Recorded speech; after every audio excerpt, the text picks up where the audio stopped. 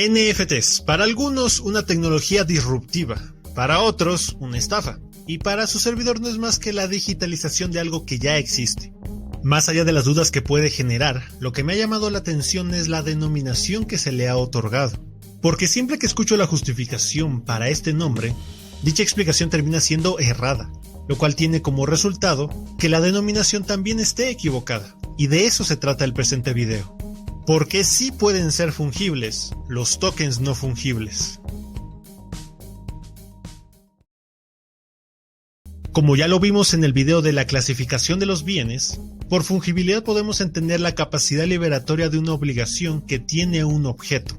En un video anterior ya vimos lo que es una obligación jurídica, que de forma muy resumida consiste en un vínculo o atadura jurídica por el cual una persona debe realizar un acto o una acción.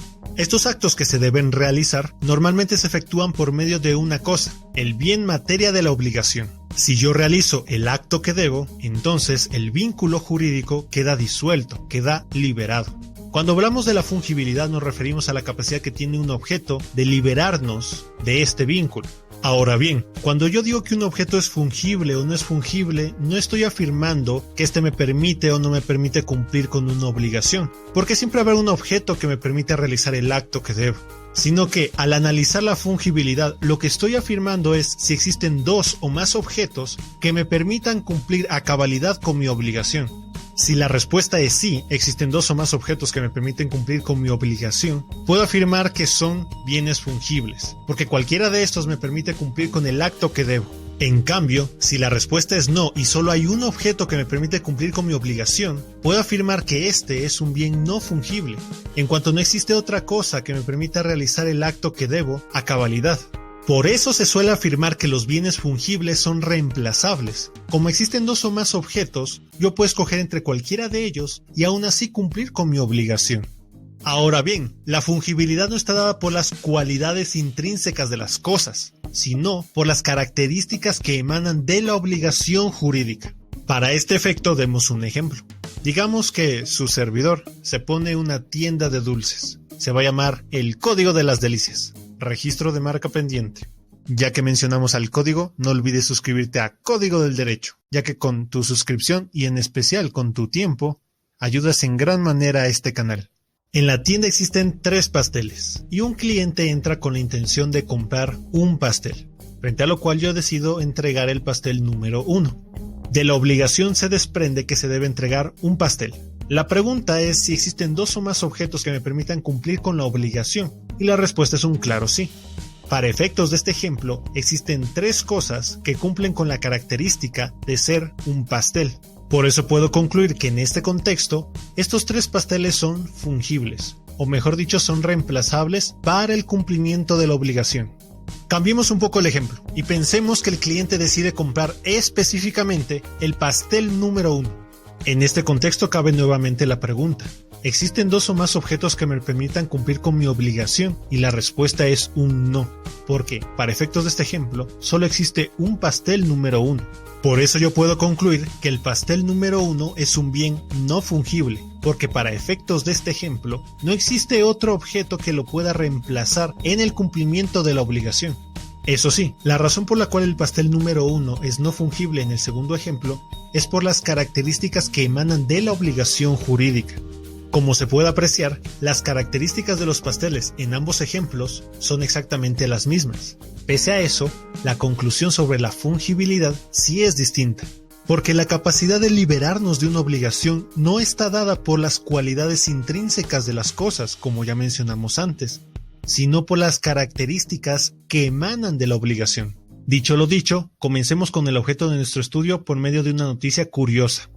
A principios del año 2021, uno de los fundadores de Twitter, Jack Dorsey, subastó el primer tuit de toda la historia, que traducido diría configurando mi Twitter, por la cantidad de $2.915.835 de los Estados Unidos de América. Eso sí, es importante aclarar qué se compró exactamente, porque la persona que desembolsó esta cantidad no se convirtió en el dueño del primer tuit de la historia.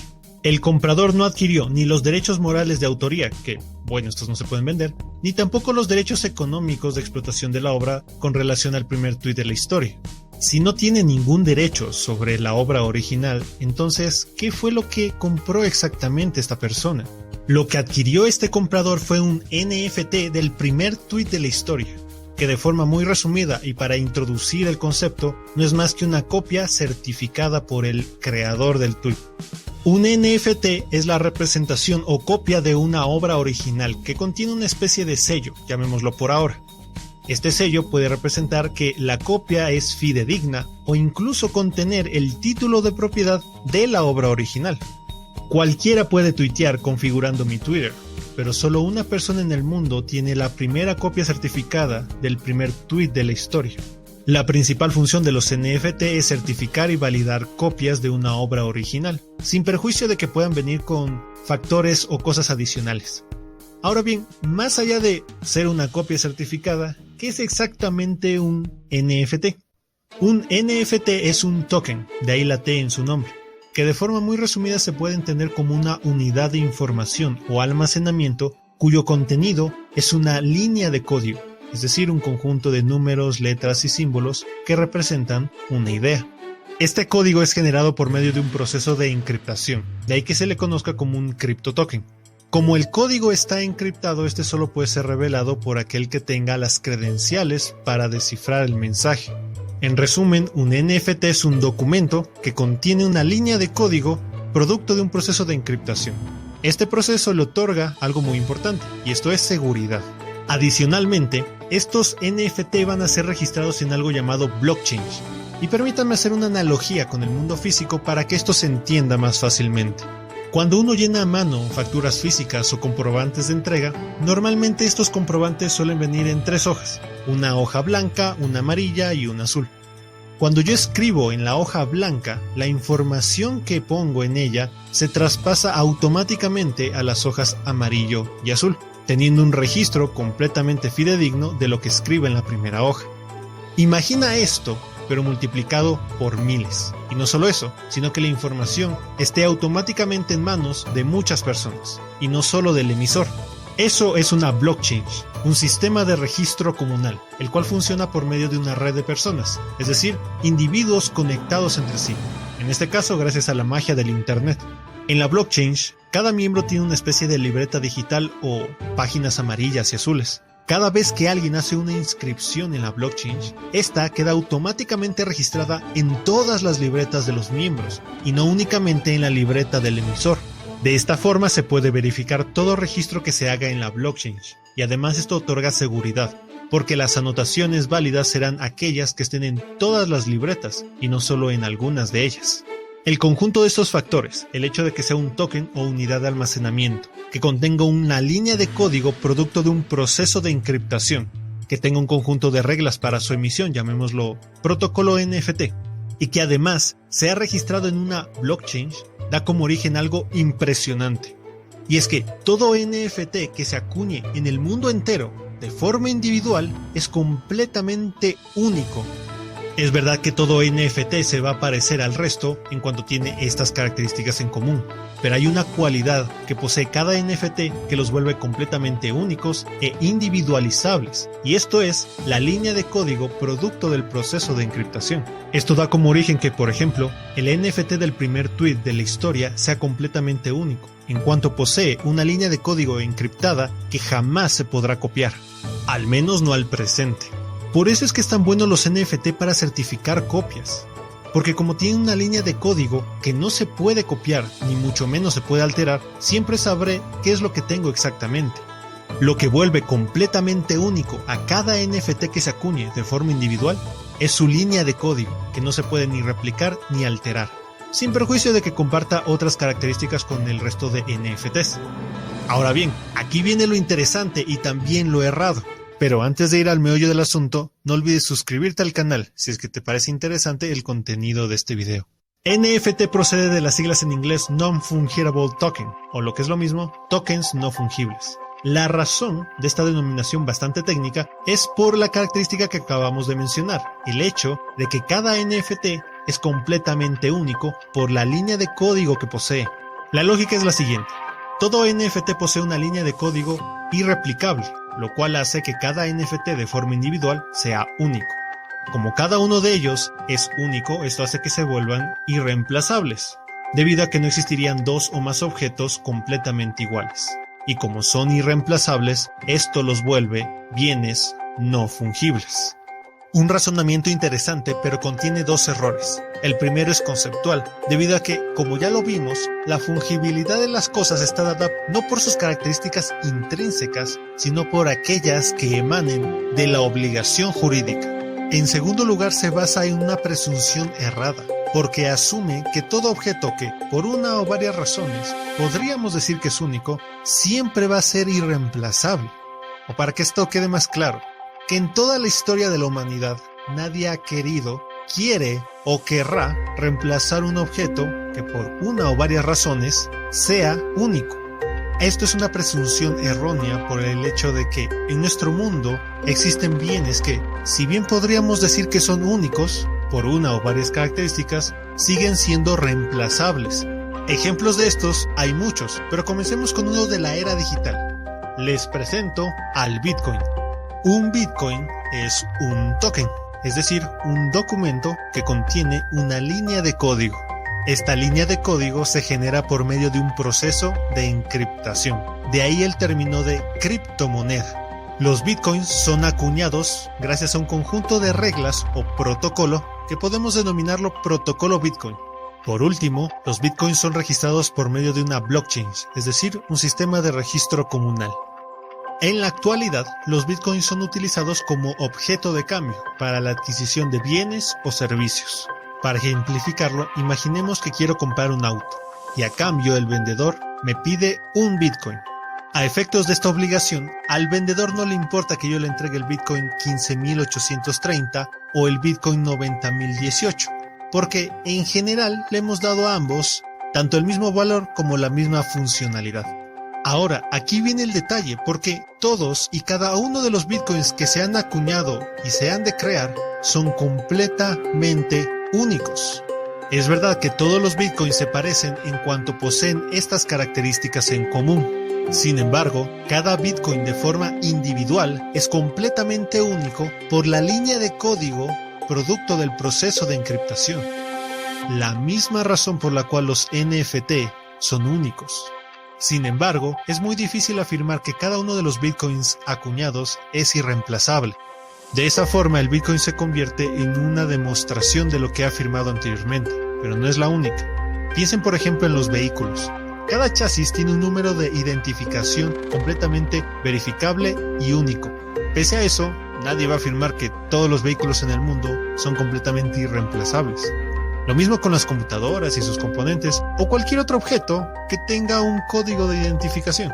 Porque cuando pienso en reemplazar un objeto, no necesariamente estoy imaginando todas las características que lo componen, muchas que incluso puedo ignorar, sino únicamente en aquellas cualidades que deseo conservar. Características que estarán plasmadas no en el objeto en sí mismo, sino en la obligación jurídica. Por ello, no es suficiente una línea de código única para afirmar que una cosa es irreemplazable, ni mucho menos no fungible.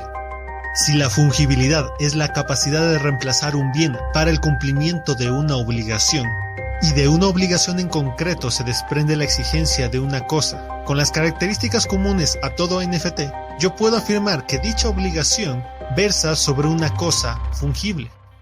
Ahora bien, ¿cómo podría ser una obligación jurídica que verse sobre un NFT fungible? Permítame proponer un ejemplo.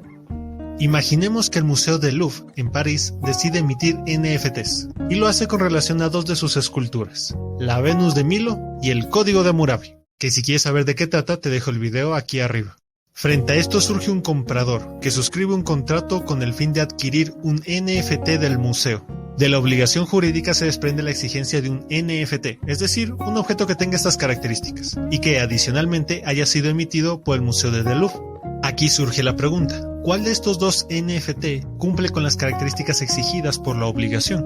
La respuesta es ambos, porque los dos son NFTs del museo, y por ende cualquiera le permitiría a esta entidad cumplir con el contrato y liberarse de la obligación jurídica. Y como existen al menos dos objetos para el cabal cumplimiento, puedo afirmar que, para este contexto, estos dos NFT son fungibles. Una objeción al ejemplo planteado sería que es un tanto descabellado. A ver, nadie te va a cambiar una Venus de Milo por un código de Hammurabi. Sin embargo, más allá de las probabilidades de que esto sea una realidad, el hecho de que este escenario sea posible jurídicamente hablando es una demostración más de que es errada la denominación de token no fungible. Además, es más probable de lo que uno puede pensar, porque en la actualidad, cuando la gente compra NFTs, se suelen fijar más que nada en el emisor del mismo, más que en la obra que representa. Además, las razones para comprar un NFT son muy variopintas. Tener la representación de una obra en particular, apoyar a un artista o emisor en concreto, razones económicas o el mero hecho de tener un NFT. Motivos que no necesariamente requieren de un código de identificación particular. Con base a todo lo antes mencionado, podemos afirmar que los tokens no fungibles sí pueden ser fungibles, todo dependiendo de la obligación en la que estén enmarcados. Por eso, desde Código del Derecho vamos a sugerir un nuevo nombre que corrija este error. Ya no serán non-fungible tokens o tokens no fungibles, sino que se van a convertir en Unique Certification Tokens, o tokens únicos de certificación. Sé que suena un poco cutre, y creo que esta es la mejor demostración de que el nombre NFT fue creado más por razones de marca que por una cuestión técnica. Juntos podemos arreglar este error técnico, así que, ¿qué nombre le pondrías a esta tecnología? Deja el nuevo nombre en los comentarios. Y de paso no olvides suscribirte al canal. Ya para acabar, al inicio del video yo mencioné que esta tecnología para mí es la digitalización de algo que ya existe. Y es que todo lo que yo puedo conseguir con estos UCT, también lo puedo lograr con un notario. Yo puedo acudir al notario y pedirle una copia certificada, ya sea de un medio físico, así como de un medio digital. Frente a esto, el notario va a emitir un documento por cada copia que se le haya solicitado, la copia número 1, la 8 o las que fuere. Cada uno de estos documentos tendrá un código único de identificación que no se repite jamás. Además, los notarios están investidos con fe pública, por lo que sus documentos tienen un mayor valor jurídico, en especial en el tema probatorio. En cambio, esta tecnología que ahora denominamos UCT, como es emitida por cualquier persona, tiene el mismo valor que una mera declaración no juramentada. Por ello, esta tecnología no es tan novedosa por el fin que consigue, sino más bien por los medios que utiliza. En este punto también me gustaría saber tu opinión. ¿Qué crees de esta nueva tecnología? Déjalo en la caja de los comentarios. También puedes ver este video que te puede interesar mucho y no olvides suscribirte al canal. Sin más que decir, muchas gracias por todo tu tiempo.